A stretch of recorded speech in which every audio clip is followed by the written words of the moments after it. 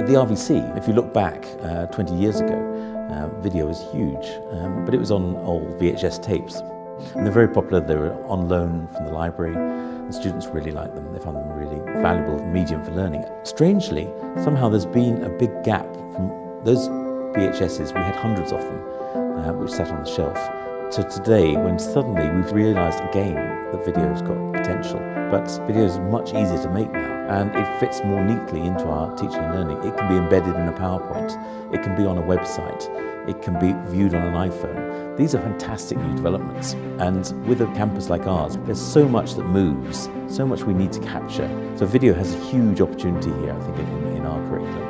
It can be available on many different devices. They can view it from home, they can view it on campus, they can review it as many times as they like. So that sort of flexibility in the way students access it is really popular. They love that. The kind of things we're trying to visualize here can be difficult in a short one take to understand, such as, very simply, how to turn over a sheep. Now that might seem obvious to you. It's not. It's quite difficult to do with a big sheep, and all our students need to know how to do that. The trouble is that we've got 220 students, and we've got one lecturer, and so each student only gets a few minutes max learning how to turn the sheep over. With a video, students can watch that before they go for the experience and after they've had the experience, and kind of just refresh their memory as to how to do it. So if you're looking at an operation, for example, you may have a surgeon who's bending over the patient, carrying out a procedure, and you're standing at the back of a crowd of 6, and you can hardly see what's going on. And to be frank, the learning experience there is quite poor. But with the video camera, which is right in there alongside the surgeon, capturing close up what's going on, watching that sort of experience is actually potentially even better than being there in the operating theatre. So video is really good at getting in close and showing things that perhaps our large group of students never get a chance to see. We came across MediaCore quite by chance, and when we saw it, we were immediately impressed by its functionality. It just did what we wanted. We can actually determine what is made public, who comments, who can add new videos, and that's what MediaCore does for you. So it gives you that sort of sense of control over the media. That's very important.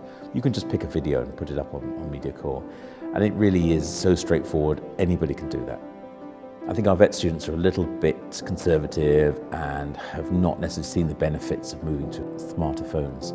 But recently things have changed. And now if you kind of walk around, you'll notice that most students have a smartphone, and quite a few have iPads and the like as well.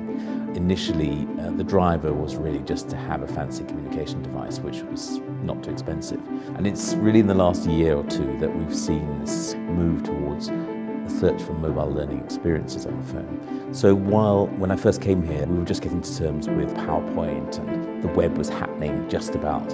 And now our students are really pushing ahead. They want to have really interactive lecture material. They want to have video. They want to use the web in many more engaging ways. And the challenge for us now is more to try and get the academics to keep up with them, because perhaps they're not as progressive. With MediaCore, you're able to share links, you're able to embed videos, and that's, I think, something that many academics will benefit from doing. If you make a video, you want to know whether there's any use, whether students like it, and also the comments they can add to the video. So they might kind of feedback to you that this has been a useful learning experience. They might like it, or to give you an indication that it's been popular. So it's kind of a reassurance, if you like, from your students that this is a good thing and that it's worth your effort. And it makes you go home at the end of the day feeling a little bit better.